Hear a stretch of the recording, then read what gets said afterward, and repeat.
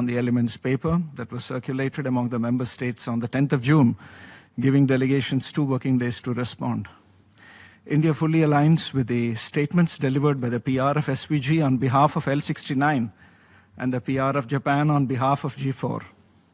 In addition, I'd like to deliver the following in my national capacity. India has taken note that the elements paper is an assessment of the co-chairs. This implies that the characterization of IGN dynamics in general and the 5 clusters in particular in the document is a reflection of the understanding and views of the co-chairs. In our view, it neither captures the overall state of play accurately nor accounts for the overwhelming sentiments of a majority of member states, not unlike similar elements papers of the last 2 years at least. I'd like to make the following points against this backdrop. First, it's not clear what constitutes convergences and divergences. It's our understanding that a convergence is not the same as unanimity. If so, a convergence could operationally be considered as a majority view. However, the working principle in the elements paper regarding convergences and divergences are different and ambiguous and subjective understanding and views of the co-chairs. Second, UNG decision 62/557 clearly stipulates that the purpose behind the IGN is to garner a solution with the widest possible political acceptance based on proposals by member states.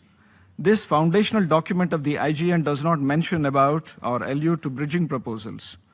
It has also been the firm established practice in the UN for the co-chairs or co-facs to propose bridging proposals after floating a text as part of text-based negotiations and not before.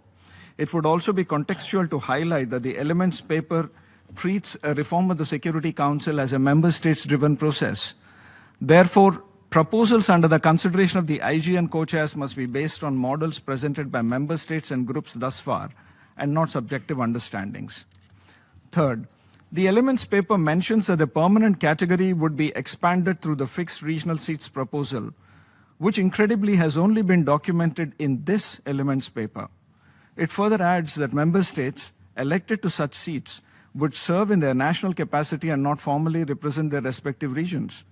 These present 3 inherent issues. 1, the proposal in no way expands a permanent category. 2, the concept of regionality would not be served if the concerned member states act in their national capacities. And 3, it weakens the case of SIDS, a cross-regional group which India has been consistently supportive of. Further, this whole proposal is akin to granting a veto to the E10, bereft of convoluted arguments of permanency. This proposal confuses veto power with permanency. Fourth, the elements paper proposes further discussion and clarification on the concept of permanency. The UN Charter is very clear on this question and there is no room for ambiguity. Article 23 clearly categorizes the UNSC members into 2, permanent and non-permanent. Therefore, the definition of a permanent seat needs no further elaboration of classification as a divergence. Groups and member states, including the African group, the G4 and L69, treat a permanent member, serving or future, strictly in accordance with the provisions of the Charter. Further, on convergences under regional representation, there is no mention of the broad support for improving the representation of African group in the UN Security Council. The IGN meeting that focused on presentation of the African model had made the supportive views of all key stakeholders known. Fifth, as also highlighted in the past, support of a majority for expansion in the permanent category has been reduced to a significant number of delegations in the elements paper. Despite the categorical position of a majority of member states in favor of expanding the permanent category, as reflected either in the national statements delivered at the IGN or through association with groups such as L69, G4, CARICOM, etc., this has not been depicted accurately. Sixth, reflecting expansion of the category of 2-year term non-permanent category as a convergence portrays only a part of the picture. Groups and member states add qualifiers and attach other interlinked parameters as they endorse expansion in the non-permanent category. UNSC reform would be grossly inadequate, bordering on failure, if expansion is limited only to the non-permanent category, as it would fundamentally not change the decision-making power structure of the P5.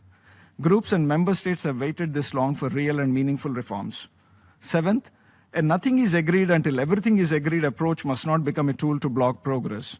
Status quoists have tried to use this argument in their favor and thereby entrench the existing inequities in the Security Council. Eighth, the General Assembly is a truly democratic principal organ of the UN. However, the Security Council is fundamentally different by its very design. By advocating expansion of the permanent category, India's consistent effort has been to bring in a greater sense of balance and equity in the Security Council and change the decision-making parameters of the P5, while being mindful that the principle of sovereign equality of states would not be applicable in its entirety, unlike the UNGA, due to such foundational DNA enshrined in the Charter. Finally, IGN cannot be fundamentally different from other UN processes, wherein negotiations are held on the basis of a text. Groups and member states express their views on the text under consideration. Therefore, we urge the co-chairs to take the lead on formulating a text with clearly defined milestones and timelines so that groups and member states could engage in a purposeful and outcome-oriented manner and thereafter consider, if necessary and as appropriate, any bridging proposal. In closing, it is India's sincere hope that the co-chairs would suitably take into account our views and amend the elements papers suitably in order to make it more objective. India would also like to reiterate that we will continue to support all earnest efforts by the co-chairs and other groups and member states towards achieving real reforms of the UN Security Council. Shukran jazeelan.